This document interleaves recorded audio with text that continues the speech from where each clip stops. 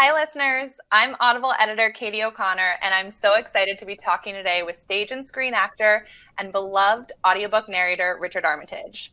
Richard has performed dozens of audiobooks, including the recent releases of Agatha Christie's The Mysterious Affair at Styles and The Murder on the Links in the U.S., and his festive performance of Charles Dickens' classic, The Chimes. Richard, thank you so much for being here today. Thanks for having me. Hi, everyone. Nice to be here. How are you doing? Good. Getting to grips with technology. I know you and I are both in our homes right now, so this is all very, very 2020. And thank you, listeners, for bearing with us. So I wanted to start off by talking about your recent Agatha Christie performances. You share such a special story at the opening of The Mysterious Affair at Styles, and I was wondering if you could talk a bit more about that for this audience. Yes. I have to remember the story that I told, because I think there are 4 little anecdotes that I tell before each of the stories, because they all had something kind of special and personal to me. But I think the one you're referring to is about my mom. Now, this became a little bit of a kind of family legend that my mum used to live in Oxfordshire, and her mother took care of an old lady that lived in a house called Winterbrook. And my mum used to play in the garden, and she would see somebody in the window, and she would sort of run away scared. And then I've got a picture on my wall here, actually, of my mum doing a headstand on a cushion with her best friend. And they never knew who the old lady was that lived in the house. And years later, she found out that it was actually Agatha Christie.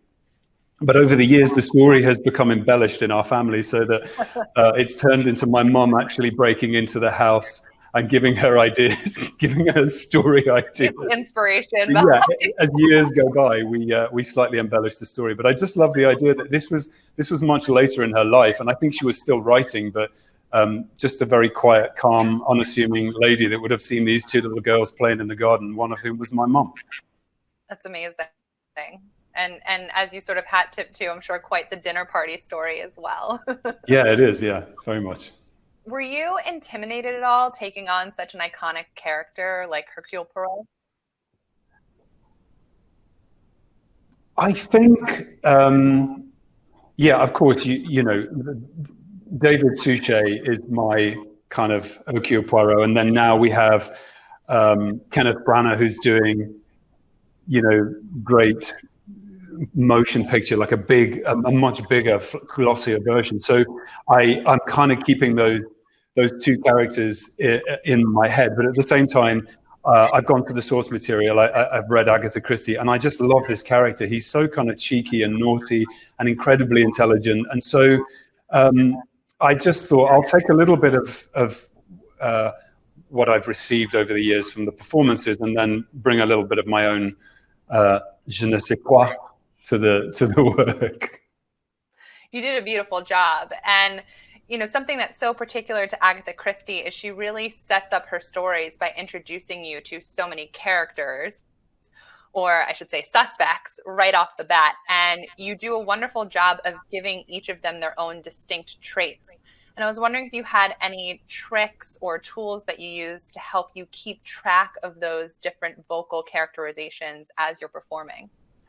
I do make notes on the very first read when I'm prepping the book. So, because I think it's one of the things every author does is when they have a character enter their story, they really take care over how they're presented. So I try to really understand the very first impression and create a voice purely without my kind of interpretation of it, just from what I think the author was suggesting. So I do make a lot of notes, because those first impressions are really valuable, and you do need to go back to them. And really with Agatha Christie, most of her characters are never quite who they seem at the beginning. There's always like a hidden personality, or no one's quite, you know, who they say they are.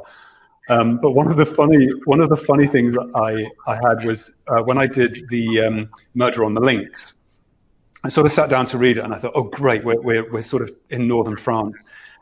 And then I realized as we were going along that there's a Frenchman, and then, another Frenchman. Oh, actually, there's about 5 Frenchmen. I only have one French accent. And unfortunately, well, I mean, I'd given it to Hercule Poirot, even though he's Belgian. Right. I started to realize, how on earth am I going to differentiate between a complete cast of French characters, because I don't have regional French accents. I just really have the one. So I started to work on tone and speed and personality traits that associate with a character. And that is really to do with just writing down who they are and how I feel about them, whether I like them, whether I find them annoying, whether they're the hero, the heroine, the villain. And then you kind of weave the tapestry from there. Do you have them on hand the whole time as you're going, just to sort of, keep that fresh? I sort of make detailed notes, but then I'll just make like a little abbreviation on the page so I know exactly who it is, because sometimes the names are quite similar as well. So you can get a bit confused. Yes, especially when there's formalities and all of a sudden everyone is Mr. So-and-so, and their brother. And you're like, wait, which?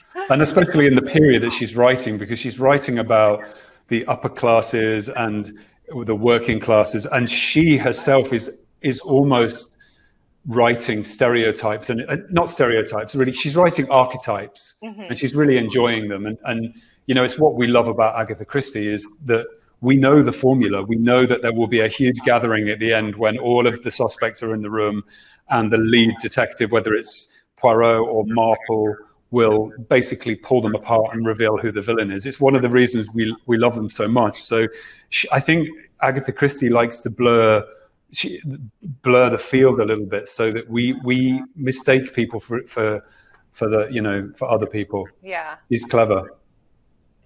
I've always loved her work so much.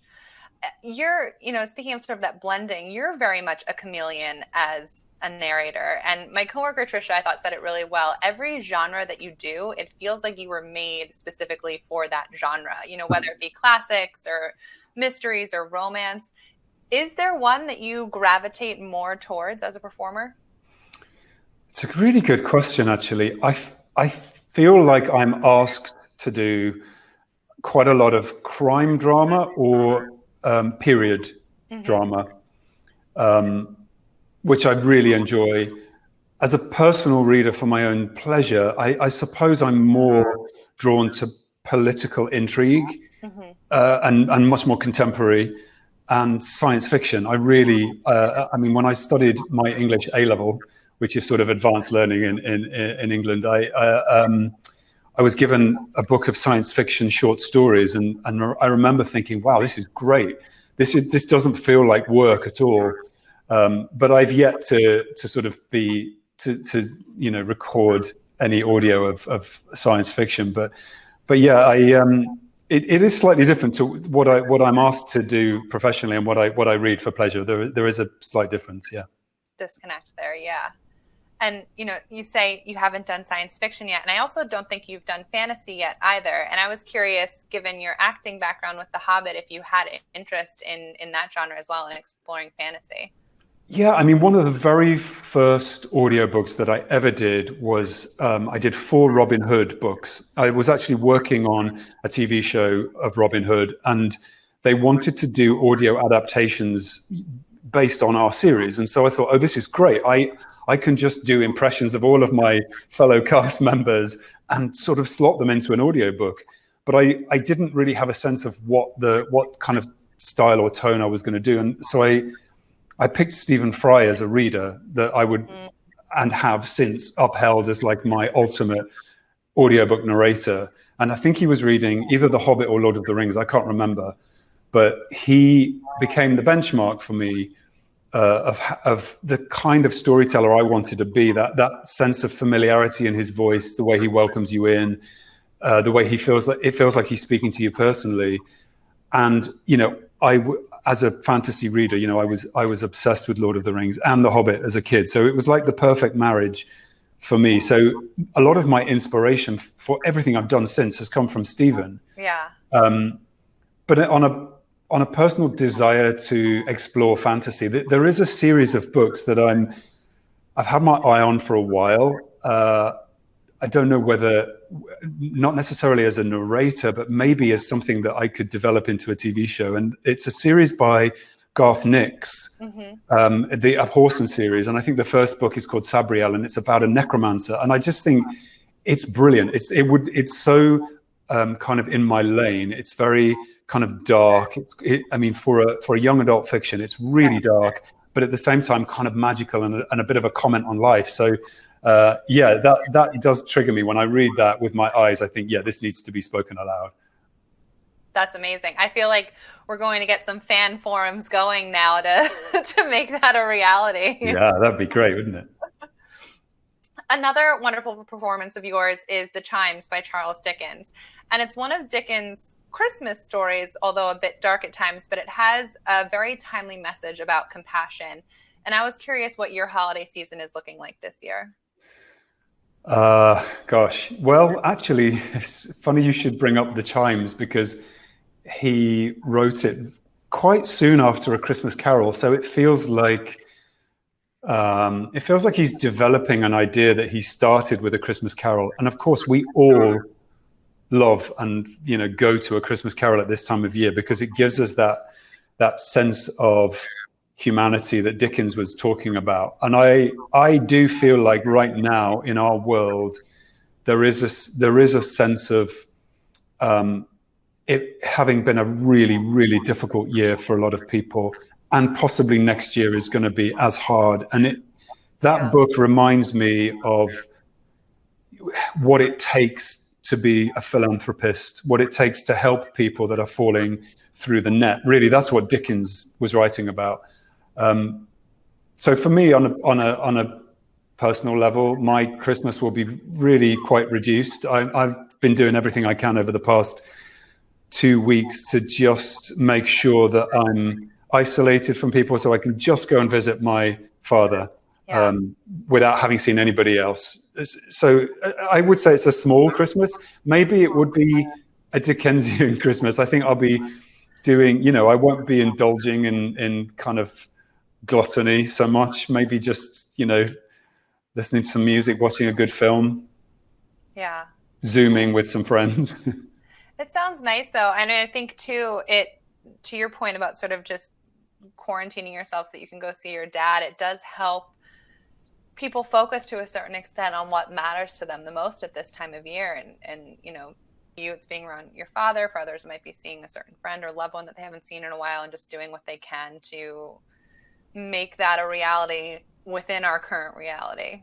I think so. And again, it's to think that Dickens was writing so long ago, and over 120 odd years ago. I mean, I forget. He's a Victorian writer, so he's writing about a world that we think we can't imagine, and yet we open it now and think, well, actually, there are people effectively who would end up in a Victorian workhouse, which is not something we should entertain in this century. And I think mindfulness is probably the word that I would put forward as what kind of Christmas I'm going to have. And I'm going to have a mindful Christmas, hopefully. I love that. I'm going to steal that. Mindful Christmas. We have some fan questions for you that I'm going to jump into. Our social team put an ask out on Twitter. And obviously from the Armitage Army, we got an overwhelming response. So Sarah wants to know, it's time for you to host your local book club. Which book or audiobook would you choose and why? Oh, that's a good question. You know what? I feel like social media is almost like this giant global book club. I feel like people really do kind of enjoy a writer and come together and discuss it. But actually to sit in a room with people face to face, apart from it being a kind of 2020 luxury anyway, I think I might pick The Jane Austen Society by Natalie Jenner, which was her debut novel, surprisingly, this year, because it's really about a kind of book club. It's about a group of people that love Jane Austen, and they come together and they sort of heal their social wounds, and they find love, and they kind of learn about each other and how they protect the legacy of Jane Austen, and for future generations. And I would actually love to sit in a room and pick that book apart. I actually had quite a lot of contact with Natalie when I was recording and afterwards, and I know how much that book meant to her and where it came from. And it was a really personal venture for her and in her, with what was going on in her own life. And I just love the idea that it's the fact that it's been such a good read for people. It's been cherished, and yeah, it'd be nice to sit around and see how that raises people's passions, because I think it does. That's a great choice. I would join that book club. I would sign up.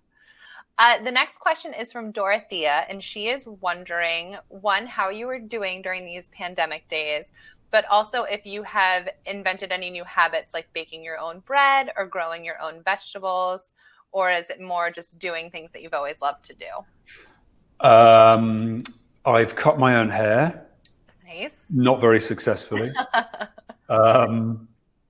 I've learned how to use all the technology so that I can actually record audiobooks. I started off in a toilet and then ended up in a wardrobe, which was quite interesting. So I would go to work every day in a wardrobe. It felt a little bit like Narnia, maybe. But I've learned to cook a little bit, I think. I've pushed the heavy rock of learning how to be a producer up a very steep hill. So I'm trying to advance that down a road. I mean, and that has come from this work. So my work in audio has really stimulated a desire to bridge the gap between what I'm recording and what I'm acting on screen. And so I'm finding material to develop into screenplays and hopefully to find broadcasters. So it's been quite a fruitful year. And I really decided, in March when I was on stage and we were taken off on a Monday night and sent home. And I did think to myself, you've got to come out of this year with something to show for it. And so all of those things I would add to the toolkit that I found this year, because I'm a positive person, and I just think you can let it weigh on your shoulders, or you can actually just do something about it. So yeah, it's been quite fruitful, actually. That's amazing. I know that there are so many people that have struggled for various reasons to sort of tap into their creativity this year, but it seems like you've really been able to hone in on it, which is amazing. Well, I also realized as well that audiobooks were going to be quite a useful tool for parents that were maybe having to homeschool their kids and also work from home. And so I reached out to Audible and my Audible in the US and here and asked if there was anything we could do that we could offer for youngsters. So I recorded The Velveteen Rabbit for Audible US, and I think I did Peter Pan for the Great Ormond Street Hospital, and some Beatrix Potter, which all of those things, I just think the tiny little bit of help that you can be to a parent that needs to just, give their children something to do for the afternoon. Because when I was in school, I was read to prolifically, and I think it's quite important, and we got to help everybody. Well, as a parent to two young kids that have been home this year, I thank you for that effort. Yes, Richard heard my son freaking out about the snowplow before we got on here today. So he's wonderful for parents all the time. Chrissy wants to know, what are you reading or listening to just for yourself over the holidays? Gosh, I actually really don't get a lot of time to make personal choices about books because thankfully, most of my work will involve me collecting a library of to-read books for the job that I'm doing. So at the moment, I'm reading Harlan Coben, a lot of Harlan Coben. But I did buy a book back in September that I haven't quite managed to open yet, and I think over the Christmas period, I'm gonna dive into it. And it's Robert Harris, V2. I'm a massive Robert Harris fan, and that's what I was talking about when I mentioned contemporary political thriller, because like the great late John le Carré, Robert Harris is that kind of author that completely draws me into his world. He writes about a fictional world that feels so real, like Fatherland, Archangel were two of my all-time favorite books. So I cannot wait to see what he's done with V2. That's exciting. It's always nice when your to listen to list or your to be read list just keeps growing, because there is so much great stuff out there. There is, yeah. Fran had an interesting craft question for you. She was wondering how you deal with sudden strong emotions like laughing, crying, or anger while recording, because in her own experiences, some stories or parts of them just make her laugh or cry so much, and she doesn't think that she could, if she was a performer, continue performing in those moments. Well, I mean, that's great, because in a way, that's the whole point, is that my job is to stimulate the listener or the viewer to really, really feel something for the material that they're receiving. And this is something, again, I've learned over the years. And it is a sort of bone of contention in a way between artists, that it's really not my business to feel, I mean, you can't help it, but it's not my business to feel extreme emotions, because it's my job to carry the story and give it to the listener so that they feel something. So I'm less concerned about what I feel.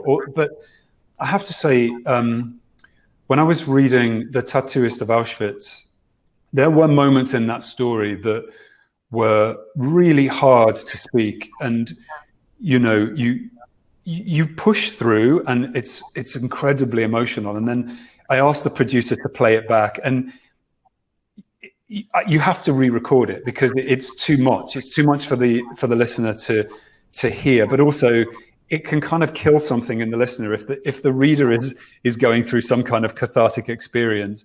The listener stops feeling it, because I'm doing it for them. So we went back and re-recorded it, but I like it. It means the piece means a lot to me. I've had it recently as well with the next book that will be released next year is by David Hewson, the Garden of Angels. Yeah. Which it's a sublime piece of writing, and I love David's work, and you know, I connected with him, and we've had a long conversation about what he wanted to do with this story. And there are moments in that story that really kick you in the guts, and so you have to just push through and do it for the reader, you know. Yeah. Yes, I loved you two work together on Romeo and Juliet as well. That was great. Yeah. Olga asked a question that seemed to be on a lot of listeners' minds. Are there characters from the books that you have narrated that you would like to play? I mean, I think every book that I've narrated, I will somehow find my role in it. Yeah. Which sort of anchors me into the story, and it gives me a chance to be narrator and actor in the same story, and then all of the other characters branch off from there. Some of those characters are now manifesting themselves as an actual reality that they might become characters that I will play. In fact, I'm going to say I will play two of the characters that I've narrated, and I won't necessarily tell you which ones, but they are work in progress. But I would love to play Dr. Gray in the Jane Austen Society, Dr. Gregory in the L.J. Ross series, which I just loved that book. It was brilliant. I mean, there's a character in David Hewson's next book which he immediately identified, and he said, "That's your role," which you can wait and see what it is, but it is brilliant. And so I think, you know, I have an appetite for great characters. It's why I'm a storyteller. And so when you hone in on the one that you like, it becomes really personal to you. So yeah. Great question. I'm excited to hear what those two are coming up as well. But it's so interesting what you said about David, that once you start to have those types of relationships with authors, and then I'm sure as he's writing, you know, probably having you in mind, even as he's sort of doing that development work. That's amazing. Yeah, helps. So I had one more question for you. I was just curious, what's next? I mean, it sounds like it's a lot. A few things have come out of this year. More audiobooks, obviously, for 2021. I've got a little stack of waiting projects that they're actually waiting to be finished writing, so that the author has to do their work and get them finished. Yeah. I'm about to go and work on a Netflix show called Stay Close, hence reading Harlan Coben and discovering the incredible back catalogue of all of Harlan's work. I mean, he's really turning into the American Agatha Christie, really, isn't he? He's got a prolific back catalogue. So that will take up a large chunk of next year. But I'm also writing. Wonderful. Yeah, long form, which again, it will be a little surprise for 2021, a surprise announcement probably. Yeah. And I'm not going to tell you where it's going to find its place, but it may be that Audible makes that announcement. Who knows? Very exciting. It sounds like 2021 is going to be your year. It just seems like there's so much in the pipeline. So as a fan, I'm personally very excited to watch it all unfold.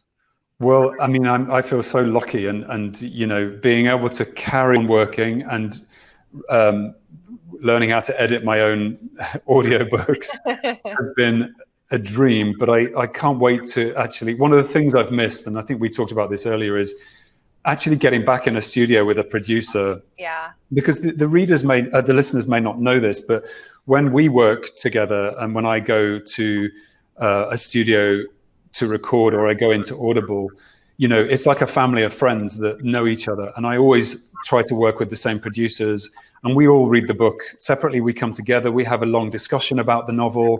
We discuss characters, we talk about possible voices, what might work, what might not work. And I miss that interaction. It's like having a director of sorts. And so I'm really looking forward to next year, sitting down with some old friends in a recording studio and getting back to our old habits.